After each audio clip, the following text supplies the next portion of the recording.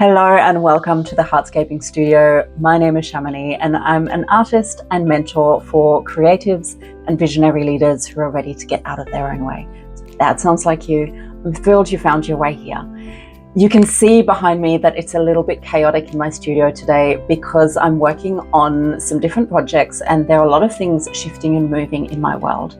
And I wanted to take you on a little bit of a journey of how I got to this point, to this moment where things are shifting and kind of clicking into place in a way that I've been working towards for quite some time.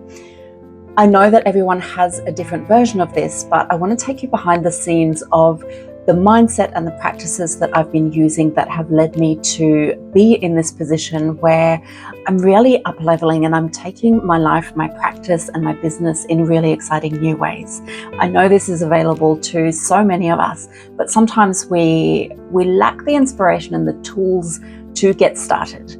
A couple of weeks ago, I found out that one of my portraits that I created earlier this year has been selected for the Northern Territory Art Awards here in Australia. So that was really exciting for me. I do currently live in a remote area of northern East Arnhem Land.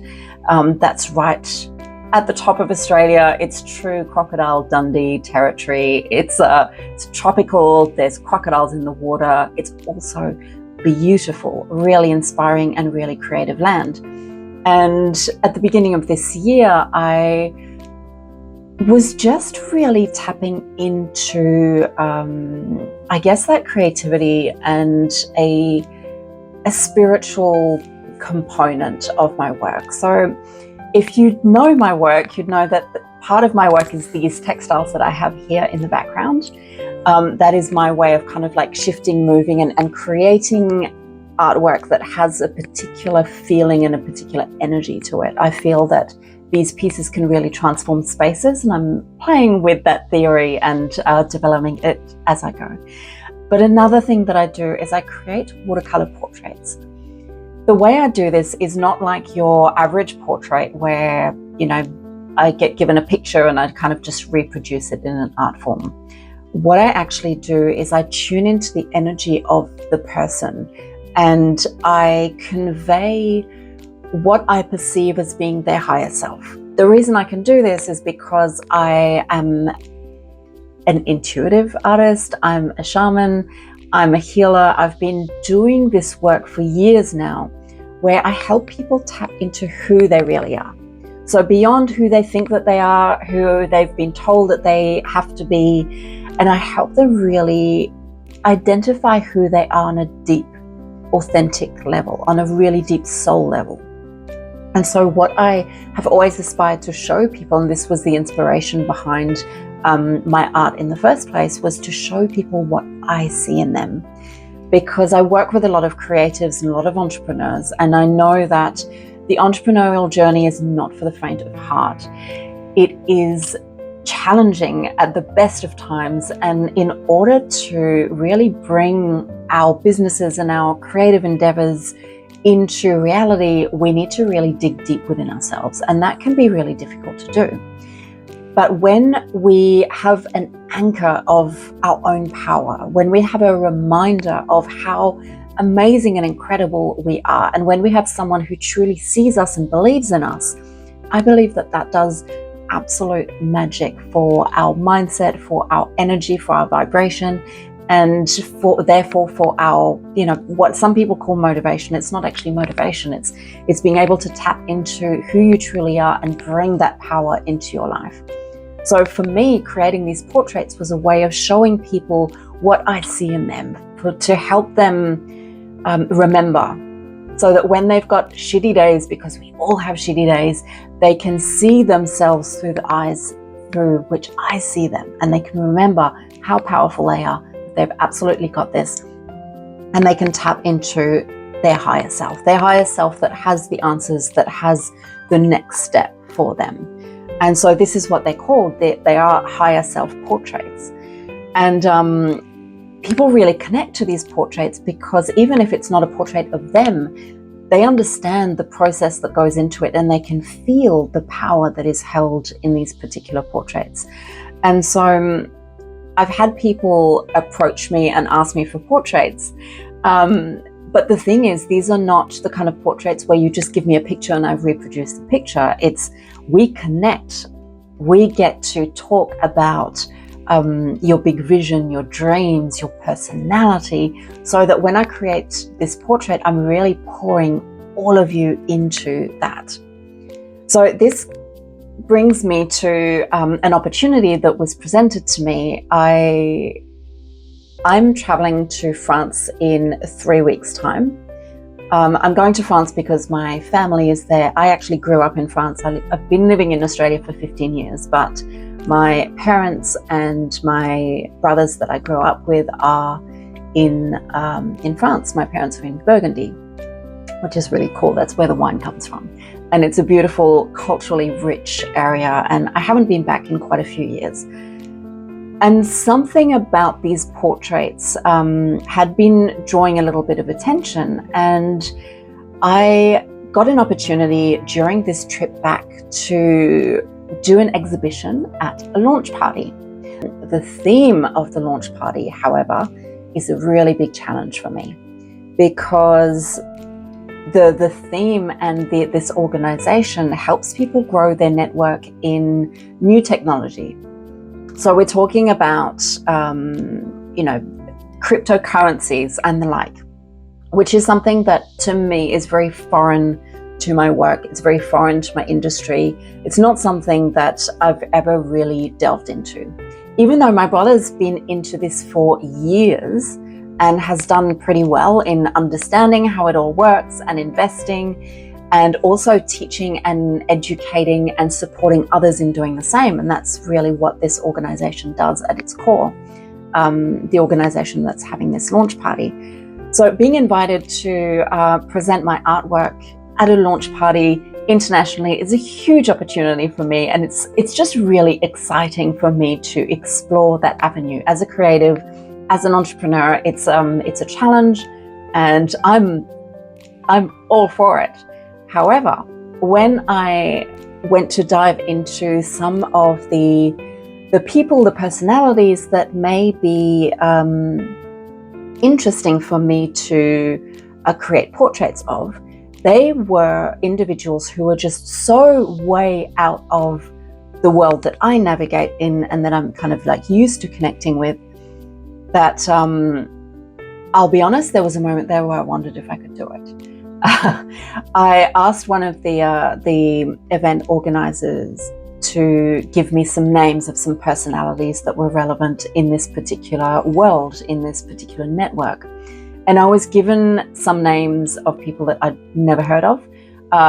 One company that I had heard of many years ago when my brother was trying to teach me about cryptocurrencies. And one name that came up was Elon Musk. So Elon Musk, we know of him in the world and what he has created, and love him or hate him, the guy's a visionary. So in a way, I work with visionary leaders and I understand that type of person and that type of mindset, but I didn't know much about Elon Musk as a person. But I printed out a bunch of images that I found online to kind of grasp what he looked like, and I started drawing. And that's where I got really challenged, because I'm really good at drawing things that I'm familiar with, at showing what I'm able to see.